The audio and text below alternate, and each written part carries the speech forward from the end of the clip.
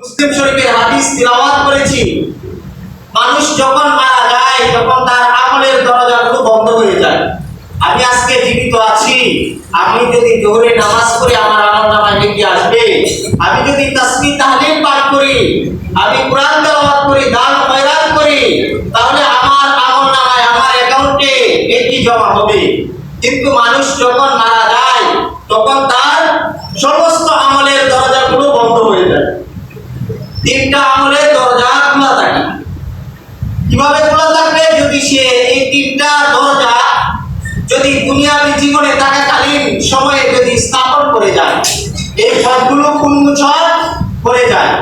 আন আবি হুরায়রা রাদিয়াল্লাহু আনহু আন্নাহু ক্বালা রাসূলুল্লাহ সাল্লাল্লাহু আলাইহি ওয়াসাল্লাম ইযা মাতাল ইনসান ইনকাতা আনহু আমালুহু ইল্লা মিন সালাত।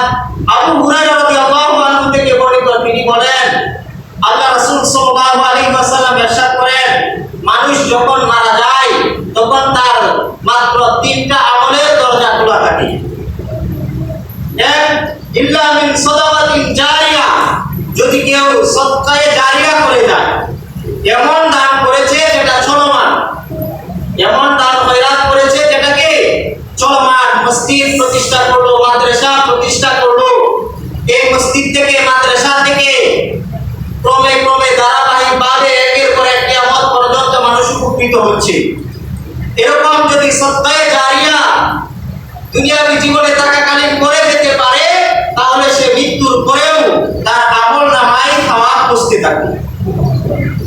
দ্বিতীয়, আও ইলমিন তুনতাফাউ বিহি, সে এমন জ্ঞান শিক্ষা করেছে, এমন বিদ্যা অর্জন করেছে, দ্বীনি শিক্ষায় শিক্ষিত হয়েছে, এরপরে সে তার জীবনভর মানুষকে কোরআন হাদিস শিখিয়েছে, একের পর এক শিখানোর কারণে কিয়ামত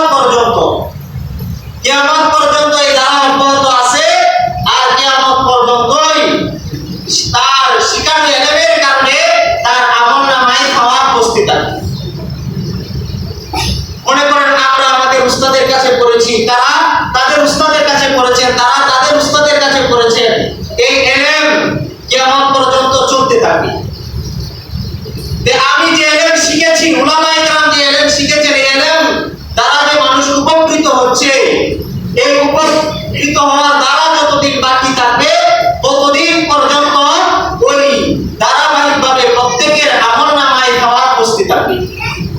3 নাম্বার, আও ওয়ালাদিন সালিহিন ইয়াদউ লাহু, যদি দুনিয়ার জীবনে এমন একজন নেককার বা সকল সন্তানকে নেককার বানায় রেখে যায়, আর ওই নেককার সন্তানরা যখন দুই হাত তুলে আল্লাহ তাআলার কাছে পিতামাতার জন্য দোয়া করে, তাহলে কবর দেশে ওই নেককার সন্তানের দোয়ার বরকত পৌঁছতে থাকে। যে আমাদেরকে মৃত্যুর পরেও আমরা কি চাই না যে আমাদের কবরের মধ্যে সওয়াব পৌঁছতে দাও? তাহলে আমাদেরকে কি করতে হবে?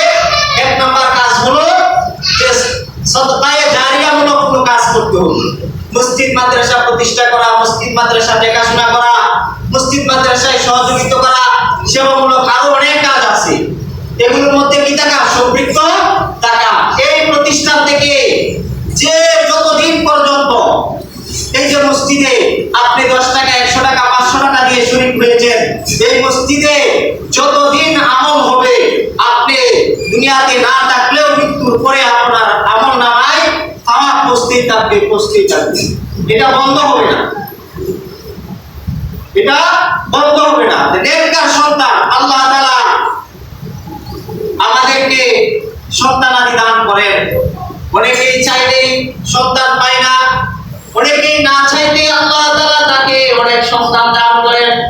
অনেকেই আছে আল্লাহ তাআলার কাছে কান্নাকাটি করে যে আল্লাহ তুমি আমাকে একটা কন্যা সন্তানই দাও, বাবা ডাক যাতে শুনতে পারি। কিন্তু আল্লাহ তাআলা তাকে সন্তান দেয় না, এই জন্য কাকুতি মিনতি করে। আর আল্লাহ তাআলা আমাকে না চাইতে আমাকে সন্তান দিয়েছেন, ছেলে দিয়েছেন, মেয়ে দিয়েছেন।